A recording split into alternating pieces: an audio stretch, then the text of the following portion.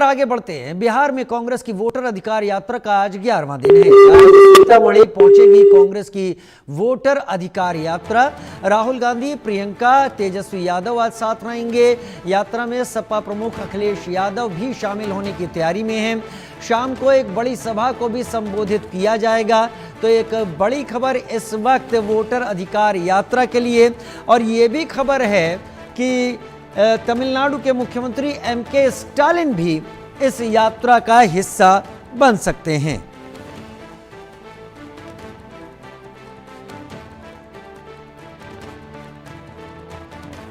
बिहार चुनाव को लेकर सभी पार्टियां मैदान में हैं। जनता को लुभाने के लिए पुरजोर तरीके से तैयारियों में जुटी हैं। कांग्रेस भी चुनाव में जीत हासिल करने के लिए जनता के बीच जा रही है।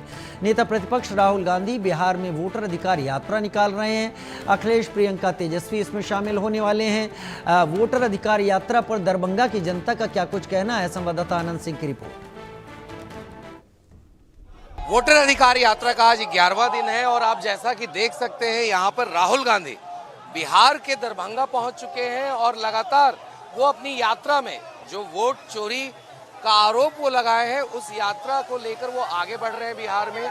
और किस तरीके से पिछले 11 दिनों में जो ये यात्रा 17 अगस्त को शुरू हुई थी बिहार के सासाराम से, तो औरंगाबाद, गया जी, नवादा, लखीसराय और तमाम बड़े जिलों जैसे भागलपुर और ये सारे जगह है, वहाँ से होते हुए ये यात्रा आज दरभंगा पहुंच चुकी है, भागलपुर, अररिया, कटिहार को क्रॉस करते हुए। और आप यहां देख सकते हैं राहुल गांधी के साथ तमाम उनके पार्टी के जो नेता है महागठबंधन के, वो तमाम इस यात्रा में शामिल है। और आप देख सकते हैं राहुल गांधी को यहाँ पे कुछ लोगों ने यहाँ पे जो है वो यहाँ पर उनको किताबें भी भेंट की हैं। और आप देख सकते हैं आखिर राहुल गांधी के साथ में बिहार कांग्रेस के अध्यक्ष राजेश राम, मुकेश सहनी भी उनके साथ गाड़ी पे मौजूद है। और लगातार ये यात्रा जो है आगे बढ़ रही है दरभंगा से। अब ये आज यात्रा आगे निकलेगी, मुजफ्फरपुर बाईपास होते हुए यात्रा पहुंच जाएगी जाकर शाम को सीतामढ़ी में। तो राहुल गांधी जिस तरीके से आरोप लगा रहे हैं कि आखिर बिहार में जो वोटर पुनरीक्षण चल रहा है निर्वाचन आयोग के द्वारा, आखिर किस तरीके से वोटर पुनरीक्षण के माध्यम से वोट चोरी किया जा रहा है। हालांकि कल राहुल गांधी ने एक और भी बड़ा आरोप लगाया कि अमित शाह जो गृह मंत्री हैं भारत के, वो कहते हैं कि 40-50 साल तक किस तरीके से बीजेपी की सरकार रहेगी। तो उस पे उन्होंने, राहुल गांधी ने आरोप लगाया कि ये लोग 2014 से ही, उसके पहले से ही वोट चोरी कर रहे हैं।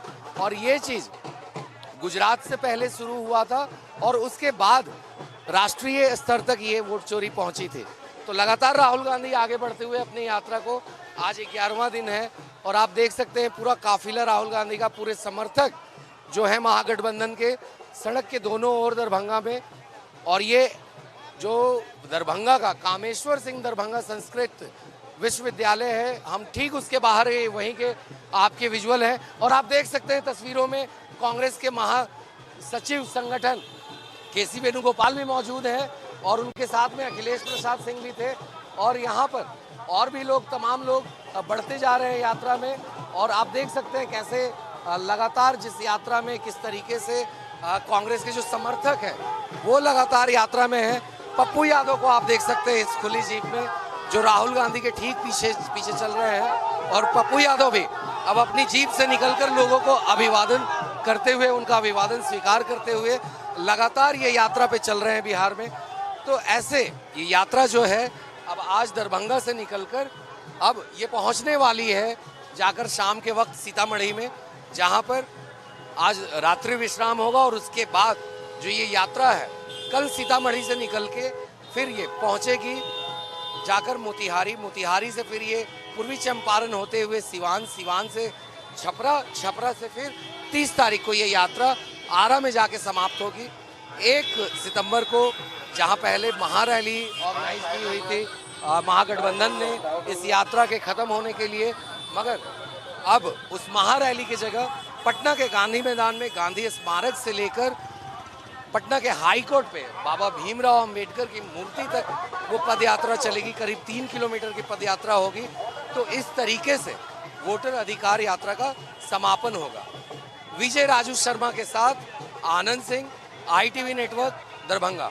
के कामेश्वर सिंह दरभंगा संस्कृत कॉलेज के ठीक बाहर और वोटर अधिकार यात्रा का आज 11वां दिन है और 11वें दिन संसद में लोकसभा में नेता विपक्ष राहुल गांधी अपनी वोटर अधिकार यात्रा को जो वो सासाराम से लेकर निकले थे, खास तौर पे वोट चोरी का आरोप लगाते हुए, और जिस तरीके से बिहार में वोटर पुनरीक्षण हो रहा है उस आरोप को आगे लेते हुए कि किस तरीके से 65 लाख लोगों का नाम नई मतदाता सूची से हटाया गया है, तो उस पे वो लगातार आरोप लगा रहे हैं। उनके साथ महागठबंधन के तमाम बड़े नेता मौजूद हैं, चाहे वो राष्ट्रीय जनता दल के तेजस्वी यादव हों या फिर आपके विकासशील इंसान पार्टी के मुकेश सहनी हो या फिर दीपांकर भट्टाचार्य CPI-ML के हों।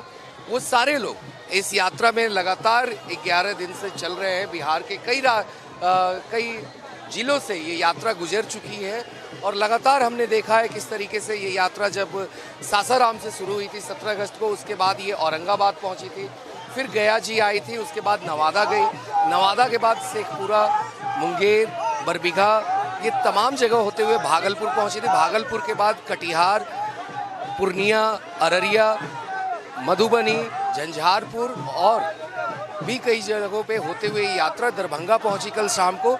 तो आप देख सकते हैं किस तरीके से यहाँ पर लोगों का हुजूम जुड़ पड़ा है। कल हमने देखा था आखिर किस तरीके से प्रियंका गांधी वाड्रा जो कांग्रेस की महासचिव हैं और राहुल गांधी की छोटी बहन है, वो भी इस यात्रा में शरीक हुई थी और आज भी वो इस यात्रा में सम्मिलित रहेंगी।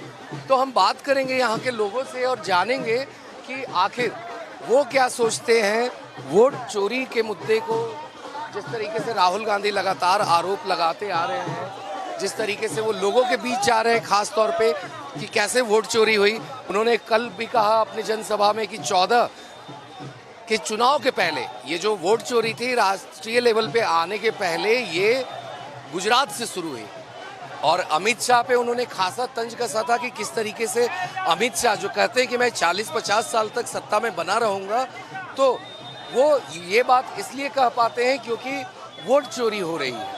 तो यहाँ पे काफ़ी लोग हैं, हम उनसे बात करेंगे और जानेंगे कि आखिर उनका क्या कहना है। क्या नाम है आपका? मेरा नाम नीतीश नायक है। आप लोग इंतजार कर रहे हैं यात्रा का, अभी आज 11वें दिन की यात्रा है, दरभंगा में शुरू हुई है। तो लगता है राहुल गांधी जी ने जो आरोप लगाया है वोट चोरी का उसमें सच्चाई है, क्योंकि लगातार चुनाव आयोग और बीजेपी ये कहते आ रही है कि इनके पास मुद्दा नहीं है, सिर्फ झूठ बोल रहे हैं, जनता को भ्रमित कर रहे हैं। देखिए, जहाँ तक उनके आरोपों का सवाल है, मुझे लगता है इसकी गहन जांच करनी चाहिए और जो भी आरोप हैं ऐसा नहीं है कि निराधार हैं। अगर इसकी गहनता से जांच की जाएगी तो मेरा मानना है कि सत्य उभर कर सामने आएगा। और जहाँ तक हम लोगों के यहाँ पे उपस्थिति का सवाल है, हम लोग राहुल गांधी के स्वागत के लिए यहाँ पे उपस्थित हुए हैं।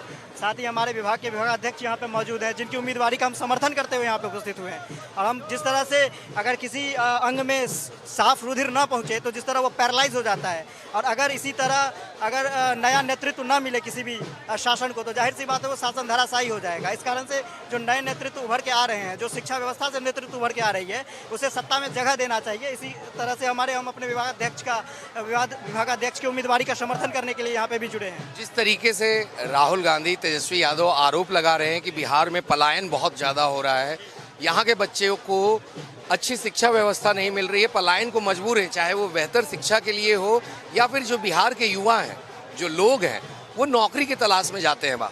जितने भी पिछली सत्ताएं रही है सभी ने बिहारियों और बिहार को ठगा है।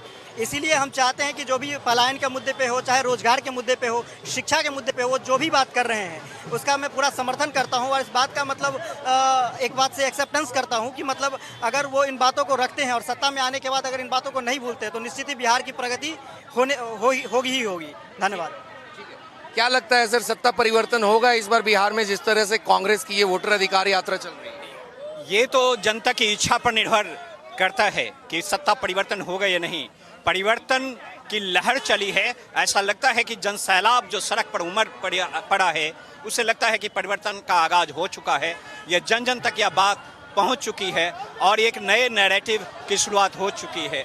मुझे लगता है कि यह परिवर्तन अवश्यंभावी है, इनएविटेबल है, होना ही है। जिस तरीके से बिहार में काफ़ी मुद्दे हैं, खास तौर पे युवाओं के मुद्दे हैं, आप शिक्षक भी हैं, तो क्या लगता है बिहार में शिक्षा की व्यवस्था पिछले 20 साल में, जो नीतीश कुमार जी दावा करते हैं कि हमने शिक्षा व्यवस्था को बेहतर किया है, माननीय मुख्यमंत्री ने शिक्षकों की नियुक्ति की है, लेकिन इसे गुणवत्तापूर्ण परिवर्तन नहीं हुआ है। 17.4% मात्र हमारा GER है हायर एजुकेशन में। इसका मतलब है कि 83% लोग इस सत्ता के गलियारे से बाहर हैं और उसका भविष्य भी सुरक्षित नहीं है। या चतुर्थ फेज का इंडस्ट्रियलाइजेशन हो रहा है, जिसमें हमारे बच्चे AI के क्षेत्र में, आर्टिफिशियल इंटेलिजेंस के क्षेत्र में